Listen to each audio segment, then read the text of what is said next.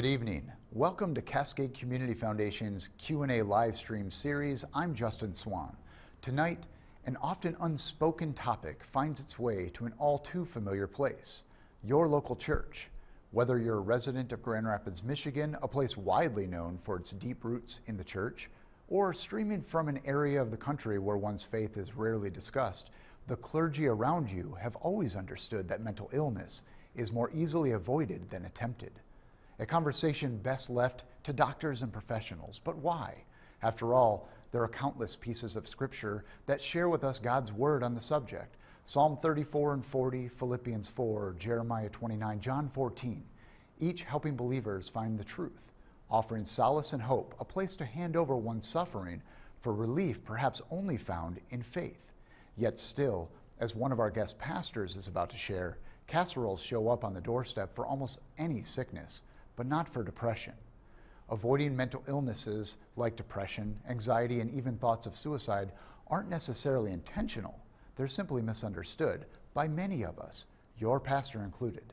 So, a new podcast, the Faith and Mental Health Podcast, created by a group of organizations who believe it's vital to have conversations about mental health and faith together, and bring together faith leaders and mental health professionals to have those conversations.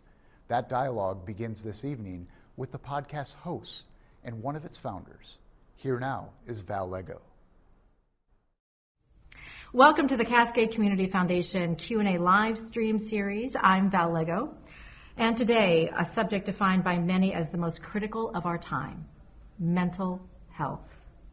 Joining me is a set of three special guests who have set out to raise awareness and advocate for mental health services within the local faith community.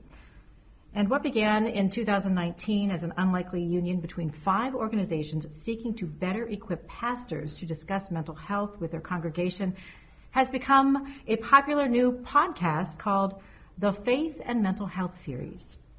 Bruce Van Dreiger is the Executive Director of Pastoral Services at Hope Network. Kelsey Newsom is a local social worker and host of the podcast along with Bruce. And Christy Buck is the Executive Director of the Mental Health Foundation and founder of Be Nice. So I want to say welcome to everybody. Thank you so much for joining us today. And I want to start with you, Christy, because you really have played a vital role in this Q&A conversation, and the BeNice.org offers obviously so many resources to our community. And so let's talk a little bit about why this is necessary to include faith into this conversation. Thank you, Val. And it's so important because many times and oftentimes when someone is struggling with the onset of a mental health disorder, oftentimes they turn to their church. They turn to their pastors, their priests, their ministers for help, for hope. And we are obligated right now to arm our faith communities with resources, with knowledge surrounding what is a mental health disorder, and that's one thing we have to break down are the barriers, which is stigma. And then in addition, make sure that our pastors and our church communities are loaded with resources. Where can I go get help? And so this was just another silo that we knew that we needed to enter. And so we're not only in the schools, Val, we also know we need to be in businesses. And then the other powerhouse is our faith communities. I think you're so right. So many people do want to turn to where they feel comfort, and comfort is often their church. And so this is going to be a wonderful resource for the community. Pastor Bruce, you have a very unique role in that you are an active pastor, but also work for the Hope Network. And so what is the need to provide this resource to the community? What is it that you see brings these two together? Well, I think, Val, that the need is, I think from my experience, I pastored churches for 18 years prior to working at Hope Network. And so just from my own experience with the congregations that I served and the families that went through mental health challenges, many felt either afraid to come and to talk to a pastor or to kind of bring it out into the open. Others felt judged and sort of ostracized in the community. And so we want to help churches address really the fear that many people experience in the silence, and to bring that out to the open, to educate them and to equip pastors and church leaders how to enable people to seek help with their mental health challenges. And Kelsey, you are a certified social worker and the co-host of the podcast. And so let's talk a little bit about what makes this so popular right now, this new podcast. Yeah, so this work predates even the three of us. This collaborative came together because leaders within the church and leaders within community organizations were seeing some disconnects. So faith leaders were just starting to see, yes, this is important, and didn't know where to go next. And mental health professionals are over here doing their thing, and so we really wanted to enter that space together. A lot of times the conversation around mental health is separate. Do we turn to our faith or do we turn to a professional? And so we want to come in and say both. You do both and you do them simultaneously. And so this is a question for all three of you, and I'll start with you, Christy.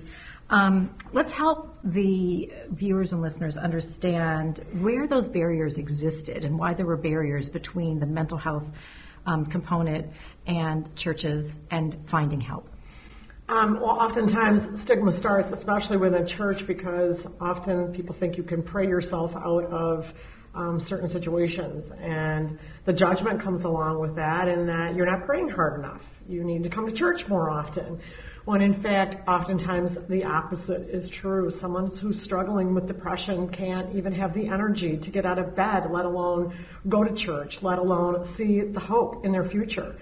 So often they turn from God rather than going to God. And so we're hoping that this series is going to be a series where people are going to be talking about it, along with our series that we're doing right now with this Cascade Community Foundation.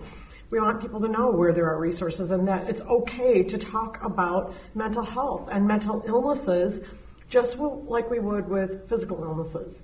And you go on to social media, and so often people say, oh, I've been diagnosed with this, or I've been diagnosed with COVID, or my friend is struggling with pneumonia, whatever it may be, please pray. And we, as a society, we need to get to that point where it's okay to say, will you please pray for me? I'm having a really difficult time right now. I lost my job, or I'm going through a divorce and I'm really struggling. Those are real feelings. And I think you make a really good point about people feeling they can pray their way out of this, because then they do feel like they're being judged doubly hard, because I am praying and nothing is helping. And so then they feel even maybe more so whatever their condition is, depression, anxiety, isolation. And so those are some really good points. Now, Pastor Bruce, do you find that you do have a lot of people coming to you? And I know you have a little bit of a different situation associated with Hope Network, but can you see where many pastors would be like, I don't know what to do. I don't know where the resources are. Sure, and I think I was that pastor early on in my career, is not really knowing where those resources were and feeling concerned about, if somebody comes, what am I going to do? And then making the mistake of sending them to the wrong person, or sort of not responding properly.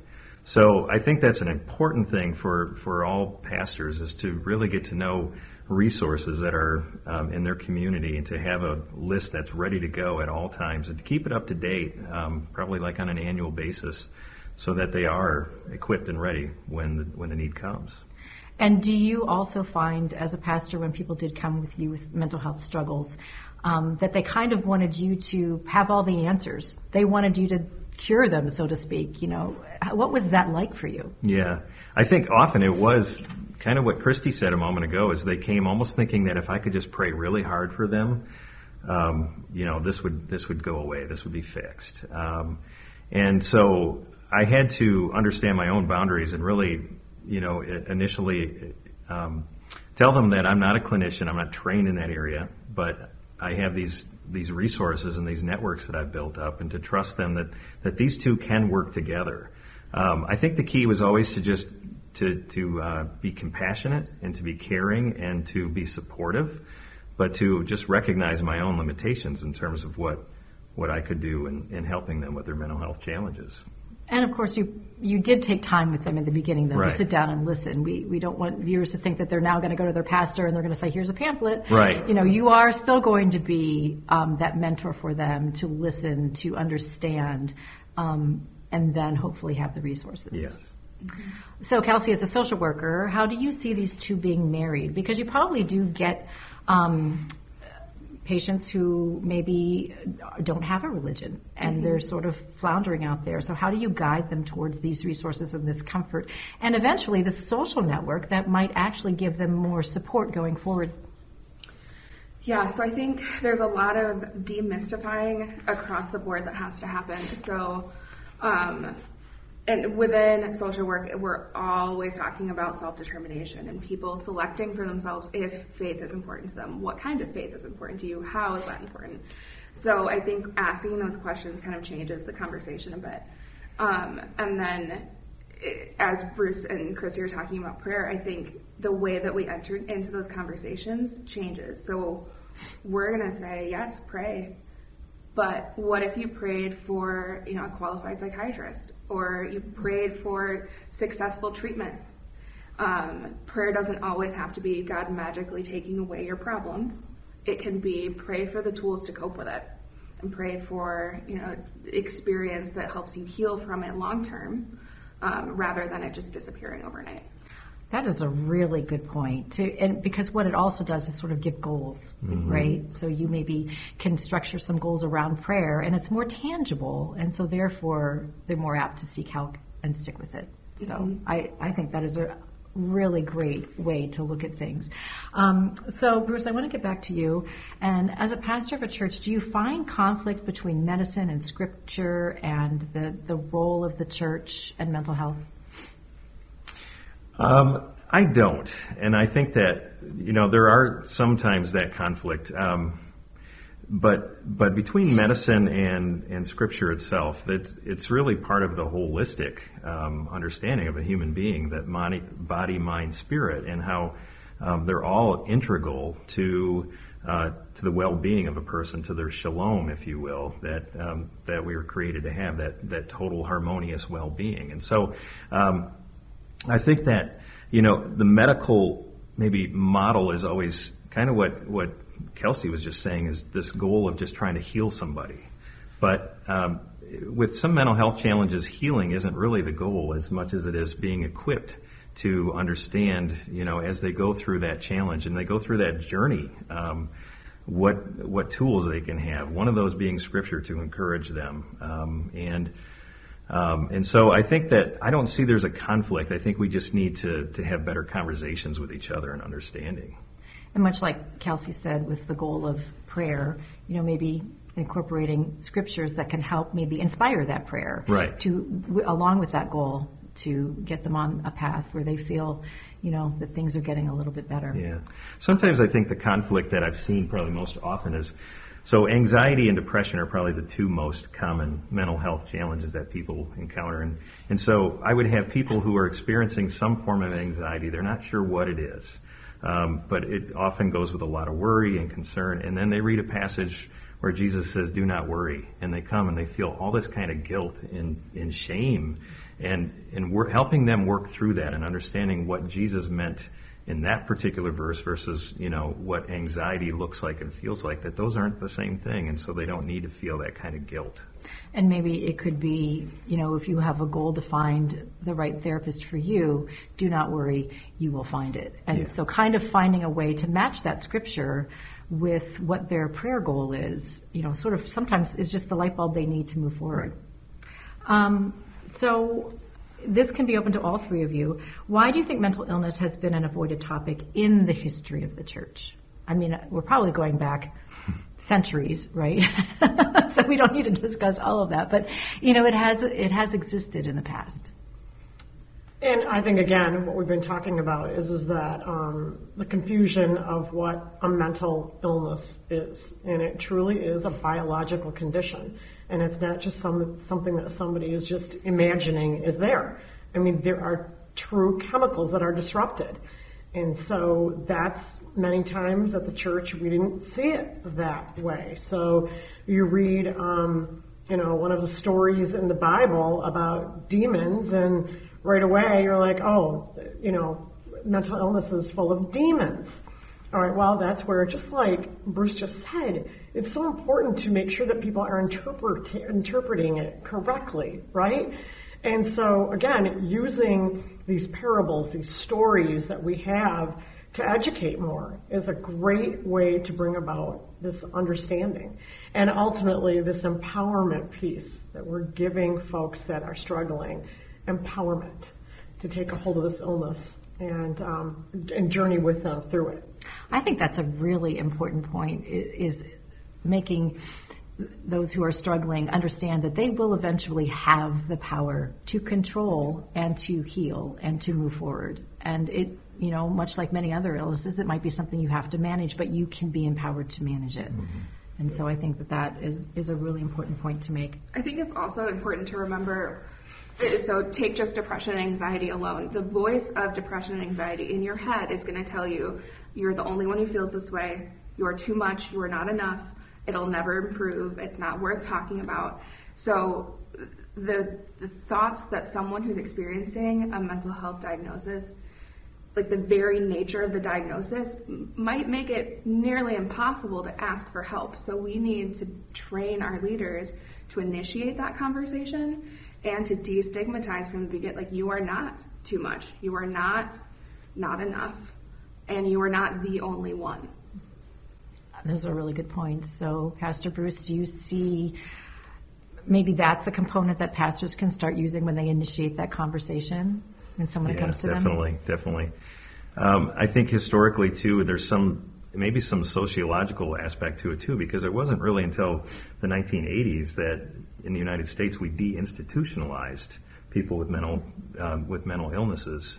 And so for a long time we were sort of putting them away, sticking them off in a corner, if you will. And so I think that even in the church, so if somebody was struggling with a mental illness, you didn't dare talk about it because you didn't want your uncle or your dad to end up in the institution, right? So you kind of kept it hush-hush.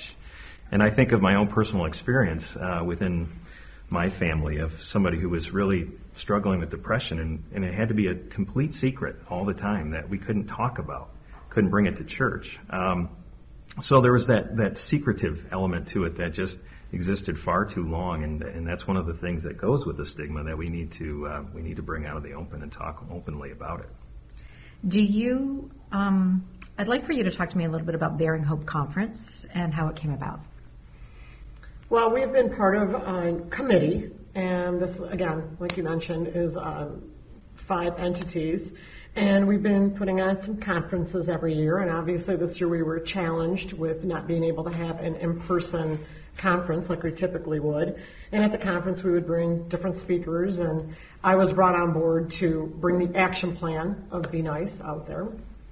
So this year, it really just was ideas circulating, and rather than going along with, Zoom meetings, Zoom webinars, everybody's hot on podcasts right now, and people are listening. People are listening all the time.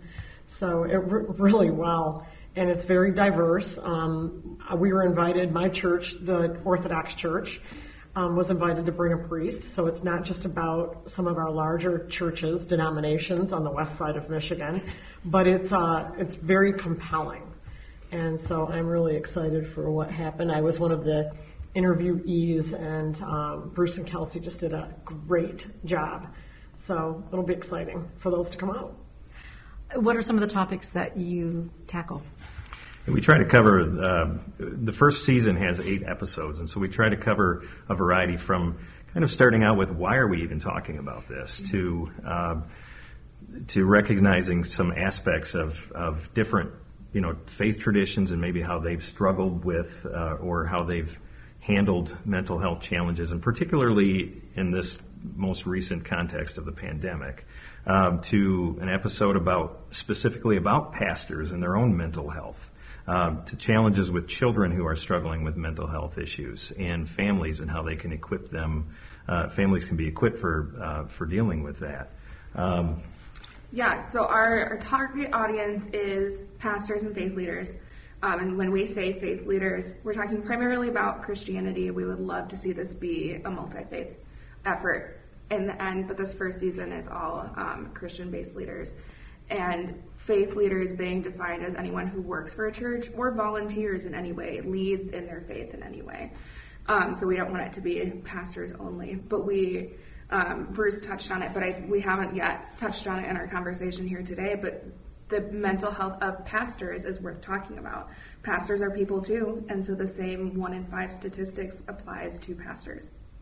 It's a really good point, especially because many times pastors are taking on all of the burdens of others to try to help them, and I would imagine it can be very overwhelming at times.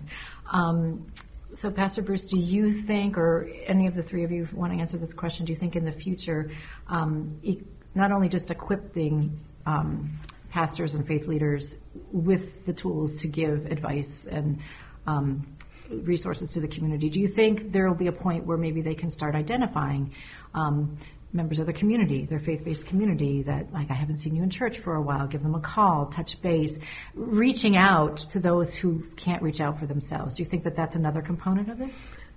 So a large component of the series was Be Nice, and that's really what it is. It's a tool, NICE, Notice, Invite, Challenge, and Empower. So that is the instructional tool that we've been using because it matches also what's in many schools, what's in many businesses. So if everybody knows the same plan, it's kind of like the stop, drop, and roll, right? We're all on this path. So that N is to notice what is good, what is right about every single parishioner. And those might be where they sit in church every Sunday, to where they are at the coffee hour, whatever. I'm going to be noticing what is good, what is right. And I won't be the only one, but I've got my other faith leaders. We're looking for good and right in everybody, because then you're given the tool to notice what is different. Suddenly, this person isn't coming to church. They're not sitting in the same pew. They're isolating themselves way in the back. Differences that come about, that can be the onset where I'm going to start my conversation. I am going to invite myself to reach out and let that person know the good, the right that I know, and now what is different. What is that care, concern? And then you go on to challenging myself as a priest, as a youth leader, and as this parishioner, receiving this feedback, accessing resources. That might be a point where there might be a conversation surrounding suicide that needs to be. And then ultimately the empowerment piece, where now how can I journey with this person, possibly through prayer, scripture. Let's concentrate on what we can pray for, i.e. great clinicians, good medicine to help in this healing, right? Those are good. That's empowerment. And if when they have those tools of empowerment, services, utilizing services. My faith community is my family. I'm connected to something that really gets me up on Sundays, right? That's giving me hope. It's feeding me that peace. Then you're talking the empowerment piece is so incredible. When I hear what Christy's describing and I look at the big picture of how do mental health clinicians and the faith community work together, it allows the conversation to become preventative. So the tools of noticing and inviting, you can catch things before they're a crisis. So not all, depression and anxiety are emotions, just like their diagnoses. So I might feel depressed because of a circumstance in my life, and if someone notices, I might not need therapy. I might not need medicine. But when that's prolonged and that prolonged trauma on your body causing chemical reactions and it becomes a true crisis, so much of mental health work right now is reactive because it has to be. But people have also been waiting until they're in crisis to seek help. So I really think we're turning a corner where we're identifying our emotions as they happen rather than until we're drowning in them. Wow, that is really impressive to know. I mean, turning that corner is the answer to really getting rid of the stigma, making it more mainstream for people to be able to talk about how they're feeling. On the flip side, though, Pastor Bruce, do you feel that there may be some faith leaders out there that see this as an overwhelming task put on them? For sure. If I add that to my list of things to do every Saturday or Sunday when you have church, and I got to walk around and notice how are they doing? Well, and look at some of our congregations are in the thousands, right? Yep. Right. Yeah, so it can, and that's where Christy mentioned maybe even having people who are appointed to do that kind of thing is really helpful to use other people within your congregation who are empathetic, who are understanding, who are not going to necessarily judge a person right away if they're noticing some changes in behavior. I think would certainly help you as a pastor not to feel quite as overwhelmed. I know, Christy, you have a tool through Be Nice with mental health and some training that goes on for mental health, I'm going to say emergencies, but that's not the correct term. I know they have it, there's a name behind it. Do you see that that training being used within these faith-based communities to have designated people that are trained in this that maybe do circulate unbeknownst to the parishioners, just doing check-ins? So that's what we're doing at the Mental Health Foundation. So our program is specifically called Be Nice Faith, and it does exactly that. It provides basic training, basic training for those leaders, and then education to the leaders that says, now you got to go out and find other leaders, It's the trickle down of now I've got champions within my church. Those champions could end up being the youth group leaders, the religious ed instructors, right? The elders, the parish council members, whomever they are, but you find these folks. They may be folks that are very passionate about mental health. So there's already a skin in the game of my knowledge base. And then from there you trickle down to those are your teams. And those folks at that middle level, they could also be trained in the courses Mental Health First Aid. And that's an 8-hour course. So we're instructors in there. We love this course because it goes great with Be Nice. Notice, invite, challenge myself to gain more of an understanding. And being able to ask the question to someone if you think they are at risk of taking their life. And that's the other piece of stigma that goes along with this is people don't want to talk about suicide. And just as Bruce was saying, and I had a really good friend that's a priest who we've been talking to the Orthodox community about mental health, suicide. He said it. Churches are in the business of preventing suicide. I mean, we're the piece of the pie that can provide that piece of hope. And that's oftentimes, like Kelsey was saying, hopelessness, worthlessness, right? No one else around me struggles like I do. It's a defeating. So I love Be Nice Faith, and I was so excited when we created this 2 years ago. And are we finding that we have a lot of people who are interested in taking those courses and being those eyes on the parishioners? We are. We're getting sign-ups. We offer these trainings. We went on hold a year ago. It was such a bummer. 1 year ago, exactly right now, we were having Be Nice Faith going in its second year of launching. So now we're connecting.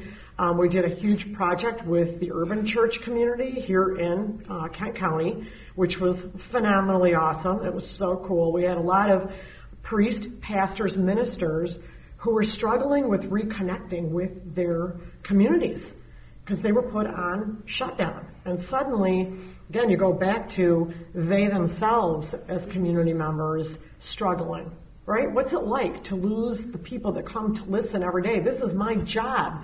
And suddenly my job's been taken away from me, and I don't know what a Zoom is. I don't know how to do Facebook Live. So the project was created last summer to teach these churches that are so vital to people's mental health. We talked about it just now. Get them up and going again.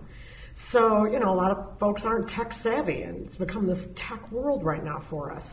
Many of us, we can't wait to get back to business. I can't imagine celebrating another Easter, watching the service at midnight on Zoom. Come on. So, and my dog was barking had a squirrel during Easter last year, and I'm like, really? Do you have any sense of the sacred in your life? The resurrection. Something's going on. He was immersed in nature. He should be on Easter, right? Right. So, Kelsey, tell me a little bit about how you hope to see all of this in 5 years. You talked about turning the corner. Well, if we're turning the corner now, what do you envision this to be like in 5 years? I would love to work us out of a job. I mean, we've been raising awareness for so long that we're starting to hit the point where people are like, I get it, I understand, but now what? What do I do? And so that's where some of Christy's action plan comes in, and we're talking about how to operationalize all that we've talked about. So I hope that in 5 years, if I walk into a room and I say the word depression, people don't gasp or, avoid eye contact.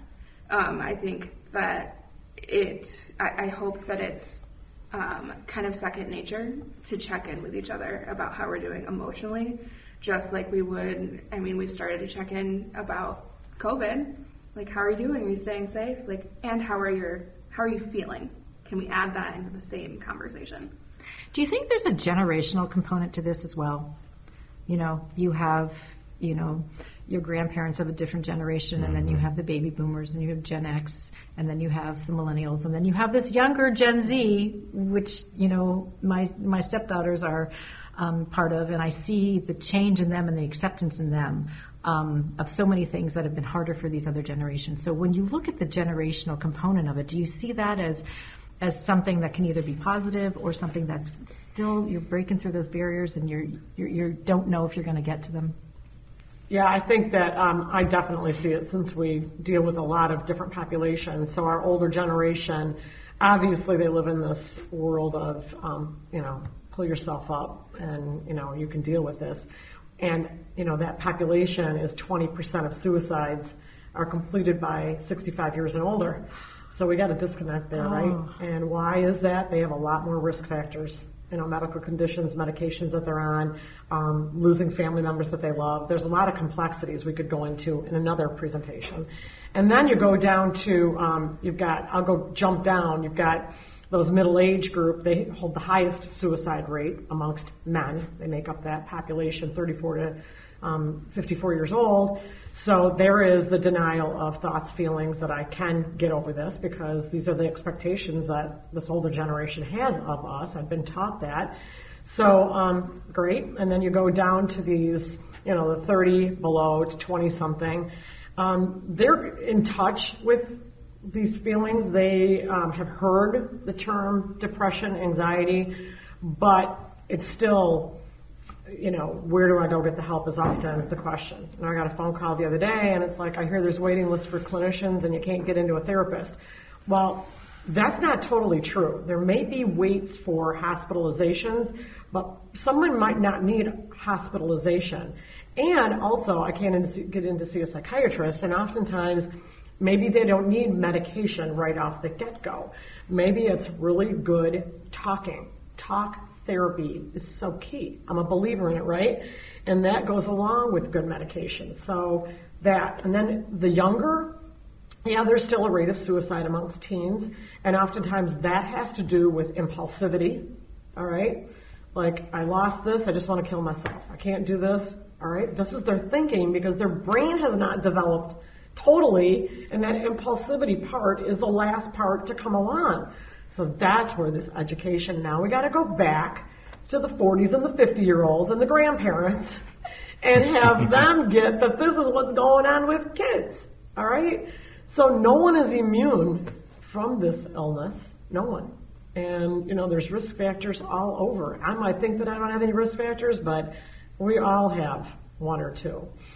So, I'm a huge person of collaboration. I'm a huge person that wants to work with other organizations that I know are doing a good job at what they're doing, and I want to point people in the direction and say, this is an organization that can help. This is an organization that has appointments open. So we need to get everybody on the same page and not buck up against each other, but really come together. Kelsey, do you see a generational in your work with social work? I do. So in my practice, I do like macro social work. So I'm working with systems more than individuals, and I'm working primarily with people with severe and persistent mental illness or developmental disabilities. And so especially within those populations, there's a lot more just like counting people out, assuming they can't work, or we're even using the word they instead of, a person-first language. So I think that's starting to change, and we're starting to see that lesson in the younger generations. And there's just so much more of the awareness work happening with the older generations, where we're sharing personal stories. Like, people get on board if they know someone or they've seen something that connects with them in some way, where they can truly experience what it means to be marginalized because of your mental health. Pastor Bruce, do you see a difference in generations that come to you wanting to talk about their mental health? Yeah, definitely. I was even thinking of a story from my early years in pastoral ministry when a member of my congregation came to me, an older lady who she had to tell me something very critical, like just before the worship service. I asked her to wait. She came up to me right after the service and she said, "My bladder dropped. Will you pray for that?" And but then a couple months later, so she wanted this, publicly talked about, prayed about. A couple months later, her husband ends up in the hospital with depression for a while, and she said, "I don't want anybody to know about this." And, being the young guy, I would have flipped those two around probably. Right. But that was just one example of many. But yes, I definitely have seen that. I think. And do you see the younger generation being more open to coming and talking to you? Definitely. Yeah, definitely. And sometimes that's where it starts, right? You want to start with getting the younger generation, okay, you're going to be okay with this. We're going to get through it. Here are the tools you need, because they're eventually going to grow up and have kids, and that's where the turning the corner and the change kind of starts to happen. Yeah. So, Christy, the Mental Health Foundation's Be Nice curriculum includes that specific faith component. So what have you found now that you're sort of 2 years in, how much it's been received? Did you have pushback at first? Kind of walk me through the history of how that has become successful. So about 6 years ago, one of my really good friends lost his brother to suicide, and Jeff Elhart out of Holland, Michigan, and he's a very faithful man in that he is very attached to his congregation, and at that time it was Christ Memorial Church in Holland. And he went right away and just was knocking on the door. After he met me and saw the action plan, he loves it. Obviously, he's in love with this. And went to the church and said, "Can we bring this to our faith congregation?" "Well, we don't know if we should be talking about that. Let's wait a couple of years." And, Jeff, we can't wait a couple of years. So we found ourselves knocking on the door at the Reformed Church of America and with the Christian Reformed Church, and with both of their leaders in their disability concerns department. Okay? Interesting, right? Yeah. Because disability, yes, a mental health disorder is a disability. It is. And that's where a lot of the stigma lands too. Okay? And that's where it plops at companies also. And what it is a disability is when your work or school is interrupted, carrying out daily activities, and being able to engage in a satisfying relationship. And don't you think, and I know this kind of takes us to the left of what we're talking about, but sometimes it's labeled that because of insurance. Right. You got it? Oh, there's a big one too. Another upper but, really. But at that point, we knocked on the door, same reaction from these two big churches that are in Grand Rapids, Michigan, right? On the west side. I didn't even know that, right? And here we are. Like, I didn't know they were located here, but that's okay. So there we are. And finally, one of their pastors at Christ Memorial dedicated the entire month of May, this was 3 years ago, to mental health suicide prevention awareness. And from the pulpit, he told his story of at a point in his life where he struggled with a physical disorder, and what that was doing to his body was having an effect on his mental health with the inability to get out of bed.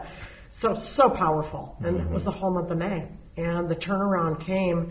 So now they have exactly what Bruce was talking about too. You got a faith leader, then it trickled down to a subcommittee, and then it turns into they have a whole station at their church in the gathering area, resources. But, you just don't lay out the resources. You talk about the resources. So there's a resource fair, right? Learning more about it. They were really dedicated. They brought social workers in. We're going to give out information. Let's have cubbies where people can go talk with somebody. So that's a little bit of pushback. But now we're seeing that people want to talk about it more. Val, they call it different things. A lot of people don't want to use the word mental health. So it ends up, let's talk about behavioral health. Let's talk about emotional health. Let's talk, wellness. We could use the word wellness a lot. Right. So that's where you get caught too. We just want some consistent language, right? Right. Yep. So to wrap up this, what has been a really great conversation surrounding mental health and faith, what are your hopes for the future with this? Like, what are your next steps? you've made some really big ones in the first couple of years. We've talked about the 5-year plan. What are the next steps that you need to move forward to really start to get this ingrained in people? Well, I'm going to jump in one sec, and that is to get the folks that are listening today to connect with us and get the ball rolling in your community and see how you can do something. And it goes beyond just, here's a pamphlet, right? A little bit more. I think my hope would be that all churches do have are properly equipped with mental health first aid training and with the proper tools that they need at the leadership level and at the other congregational sort of lay level, so that people who are experiencing mental health challenges feel it's a safe, non-judgmental, compassionate environment, and there's transparency about it within the churches. I'm thinking more about what Christy was saying about the language, and I think that really plays into where I want this to go.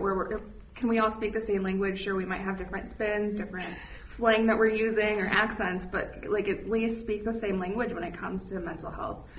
And I think that'll just open doors across the board. I also think this is probably an appropriate time for us to plug the podcast.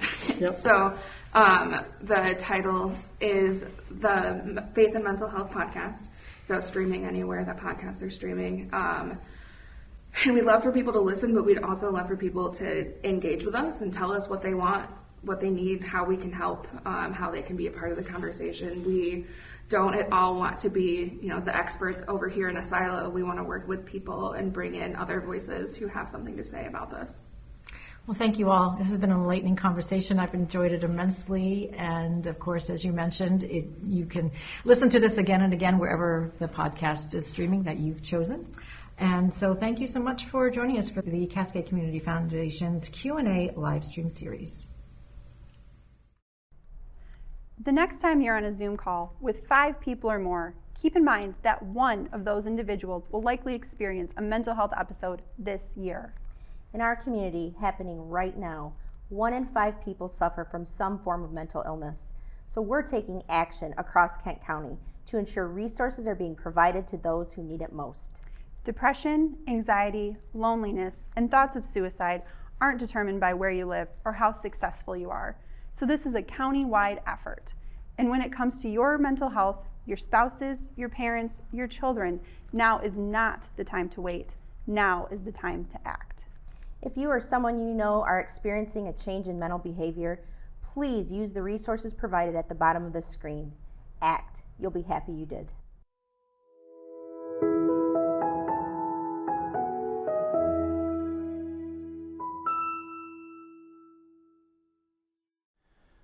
Thank you to our local elected leaders for being a part of this, and to Val Lego, and to our guests, as well as Cascade Community Foundation's annual partners and sponsors who make the Q&A live stream series possible. If you would like to become an annual partner or sponsor an upcoming episode, please visit QALivestream.org. For everyone at Cascade Community Foundation, thank you for joining us. Good night.